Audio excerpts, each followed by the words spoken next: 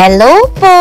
O siya, skincare routine reveal! By the way, I'm using Brilliant Skin Rejuvenating Set. After this, ay magme-maintenance set na po ako. I so much love it kahit na laging sinasabi ng karamihan na apaka-hapdi niya. True naman, napaka-hapdi niya, but it's giving me the glass skin that I want. Sabon pa lang, toner, ay bongga talaga. Tapos ito, minimixan ko pa ng eye glow serum. It's from Empowered Consumerism Company. Perfect combo talaga to sila. Literal na ganyan na pakakinis yung mukha ko. Tingnan nyo naman. Wala yung filter. Tapos, naglalagay pa ako ng petroleum jelly, yung Vaseline sa my lips ko. Oh, walang touch yan.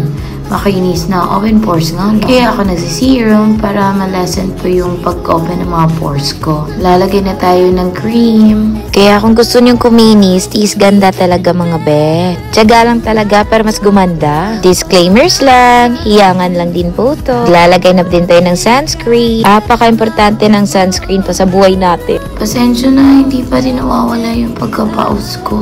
Bongga ko kasi magturo eh. Parang wala nang bukas, ganun. Ito din pala yung pangalawa kong ginagamit na cream. Makikita niyo po ito sa 7-Eleven here in Thailand. Watermelon siya, is a C-Star na brand. Nasa 39 baht lang, tapos makabot siya sa akin ng more than a week. Super perfect niya, plus 50 na din yung SPF niya kasi BB cream siya, pero hindi nagaano yung mukha ko. Alam mo yun, yung parang sunblock lang talaga siya. Sunscreen, ganun. Tapos hindi na pa ako napupulbo, minsan lang, para pumantay lang sa leeg ko. Siyempre, bawal ang wet hair, kaya I'm gonna use my newest hair dryer. It's the U. I so much love this, promise. Apaka-perfect niya. Lakas makayaman talaga, lalo na yung kulay. Well, it's giving me so queen. Cool lang ginagamit ko. Ayoko kasi mainit. Mas makakasira ng buhok. Pero kahit cool lang, ang daling matuyo ng buhok ko.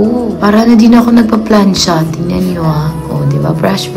Para naman brush your teeth. Pero ang bongga talaga ng buhok ko with this blower, guys. It's worth the price. Promise, hindi mo pagsisihan. Mas bongga pa to kaysa sa hair salon.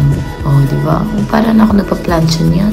Ganito lang po talaga ginagawa ko every morning. Hindi na rin ako nagme-makeup, tinatamad na ako, parang natural look lang yan. So, tapos na po ako at papunta na akong school nito. So, yun lang, share ka lang. Bye! Ingat!